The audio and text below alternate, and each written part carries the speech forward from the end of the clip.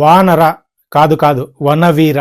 Screen మీద title కూడా ఇలాగనే పడుతుంది. సినిమా చూసి వచ్చాను. సినిమా అయితే నాకు అస్సలు నచ్చలేదు. ఆ రామాయణము ఆ బైక్ రెఫరెన్స్ తీసేస్తే మిగిలిన స్టోరీ మొత్తము రొటీన్ అంటే రొటీన్, పరమ రొట్ట. అర్లీ 2000లో పక్కా తెలుగు కమర్షియల్ మూవీస్ చూస్తున్న ఫీలింగే కలిగింది తప్ప నాకు ఆ ఫ్రెష్ ఫీలింగ్ అయితే కలగలేదు. ఈ సినిమా చూస్తున్నంత సేపు నాకు హీరో నితినే గుర్తుకొచ్చినాడు. ఇష్క్ సినిమా ముందు ఆ నితిన్ కూడా అన్ని ఇలాంటి కమర్షియల్ సినిమాలే, అంటే ఇలాంటి రొట్ట సినిమాలే చూస్తున్నాడు. సో ఇందులో హీరో కమ్ డైరెక్టర్ వచ్చేసి ఎక్కడో యుఎస్ నుంచి వచ్చినాడు. ప్రొడక్షన్ కూడా అలా ఫ్రెండ్సే చేసినారు, అందరూ కష్టపడి చేసినారు. కొంచెం క్రియేటివ్ గా ఇన్నోవేటివ్ గా ఏమన్నా ఉంటుందేమో ట్రైలర్ టీజర్ చూసిన తర్వాత ఆ ఫీలింగ్ కూడా కలిగింది అని వెళ్తే మన పళ్ళు రాలగొట్టి పంపిస్తాడు. డీటెయిల్స్ లేక వెళ్లే ముందు hi hello welcome back to my channel సిల్ సినిమా ఇన్సైట్స్ ల్యాబ్. కొత్తగా వచ్చిన వాళ్ళు సబ్స్క్రైబ్ చేసుకోండి, ఆల్రెడీ ఫాలో అవుతున్నవాడు లైక్ చేయండి, షేర్ చేయండి, పక్కనున్న బెల్ ఐకాన్ కూడా క్లిక్ చేయండి. ఇంకా స్టోరీ విషయానికి వస్తే ఇది వనపురం అనే ఒక ఫిక్షనల్ విలేజ్ లో జరిగే స్టోరీ. ఇందులో హీరో రఘు వాళ్ళ అన్నని తన కాలేజ్ టైంలో దేవా అంటే నందు కులం పేరుతో తిట్టి కొడతాడు.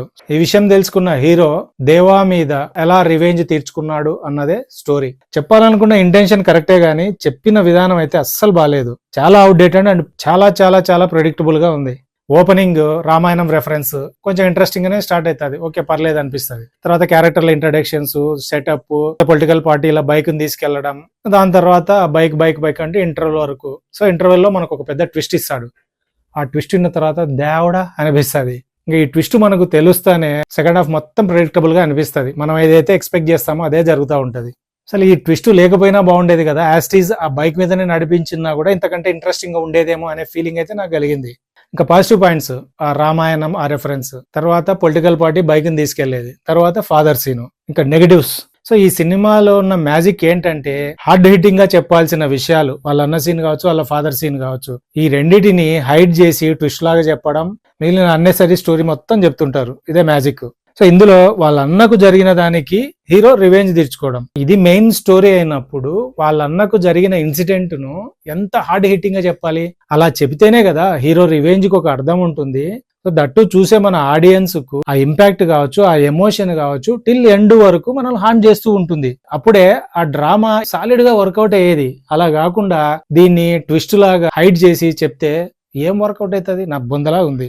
అలాంటిది ఇంకొకటి ఫాదర్ సీను. హీరో ఎవరి మీద అయితే రివెంజ్ తీర్చుకోవాలనుకుంటుంటాడో సో వాడి వల్లే వాళ్ళ ఫాదర్ కు ఇంకో ఇన్సిడెంట్ జరుగుతుంది. అప్పుడు ఏంటి, హీరోకు అన్నతో పాటు ఫాదర్ ఇన్సిడెంట్ కూడా, అంటే ఇప్పుడు వాడి రివెంజ్ కు ఇంకొంచెం ఫ్యూయల్ యాడ్ అయింది. అలాంటి సీన్ ను ప్రాపర్ ప్లేస్ లో ప్లేస్మెంట్ చేసింటే ఆ డ్రామా కూడా చాలా బాగా వర్కౌట్ అయ్యేది. ఆ డ్రామా సైడ్ వెళ్లకుండా దీన్ని ట్విస్ట్ సైడ్ వెళ్ళి హైడ్ చేసి ఎవరో క్యారెక్టర్ తో మనకు చెప్పిస్తారు. ఇక్కడ కూడా ఈ డ్రామా మొత్తం దొబ్బుతుంది. మెయిన్ స్టోరీ ఏంటి, కాస్ట్ డిస్క్రిమినేషన్ అంటే కుల వివక్ష మీద. సో దీని మీద చెప్పాలనుకున్నప్పుడు చాలా హార్డ్ హిట్టింగ్ గా చెప్పాలి.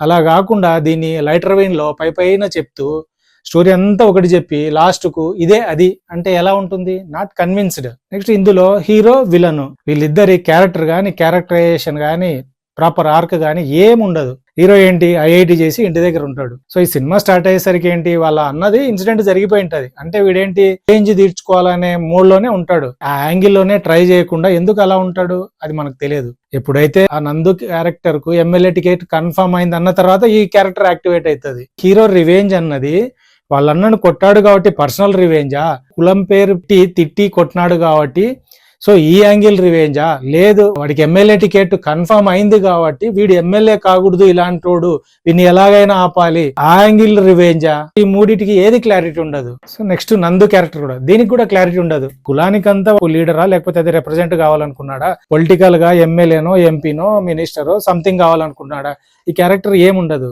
కోన వెంకట క్యారెక్టర్ వస్తుంది, వీడికి మంచి ఇమేజ్ ఉంది, వీళ్ళ ఫాదర్ సో వీనికి టికెట్ ఇస్తే గెలుస్తారు అంటారు. నిజంగానే పొలిటికల్ గానే ఆ ఎమ్మెల్యే దాని మీదనే చెప్పాలి అనుకున్నప్పుడు అప్పుడు దాన్నే వాడి స్ట్రాంగ్ అంబిషన్ ఎమోషన్ అదే అని చెప్పండి. అప్పుడు దానికోసం వాడు చాలా గ్రౌండ్ ప్రిపేర్ చేసుకున్నాడు, ఎన్నో ఏళ్ల నుంచి కష్టపడుతున్నాడు. కోన వెంకట్ అనే వాడు వచ్చి వీడికి హెల్ప్ చేసినాడు, టికెట్ వీడికి కన్ఫర్మ్ అయింది. సో ఇలాంటోడికి కులపిచ్చి ఉంది. ఎమ్మెల్యే కావడానికి ఎన్ని ప్రయత్నాలు చేయాలో అన్ని ప్రయత్నాలు చేస్తున్న టైంలో ఆల్మోస్ట్ ఎమ్మెల్యే అవుతున్నా అనుకునే టైంలో ఈ హీరో అనేవాడు వచ్చి వాడిని ఎమ్మెల్యే కాకుండా ఆపడానికి ట్రై చేస్తుంటే అప్పుడు 1-1 ఆ క్లాష్ కావచ్చు, ఆ కాన్ఫ్లిక్ట్ కావచ్చు, అదిరిపోతుంది. అలా ఏం కాకుండా ఎవడో టికెట్ ఇచ్చే వీడు ఏదో గెలవాలనుకోని వీడు ఆపాలనుకుంటే ఏముంది ఎమోషన్, ఏం లేదు. ఈ సినిమాలో ఇంకో కన్ఫ్యూజన్ ఏంటంటే ఏది ఏ టైంలో ఎక్కడ జరుగుతుంటుందో క్లారిటీ ఉండదు. సో అంతా ఈ విలేజే అంటుంటారు, మళ్ళా ఎవరికి ఎవరు తెలియదు. మళ్ళీ అవసరమైనప్పుడు వీడు వాడు కదా అంటారు. ఇది కూడా చాలా కన్ఫ్యూజింగ్ గా ఉంది. ఓవరాల్ గా ఏంటంటే చెప్పాలనుకున్నది ఒకటి, చెప్పింది ఇంకొకటి, మనకు అర్థమైంది ఏదో ఒకటి. సో సినిమా చూసిన తర్వాత మీకేమనిపించిందో కింద కామెంట్ రూపంలో చెప్పండి. నెక్స్ట్ ఇంకొక ఇంట్రెస్టింగ్ వీడియోతో మళ్ళీ కలుద్దాం. అంతవరకు Tata, by by, good bye.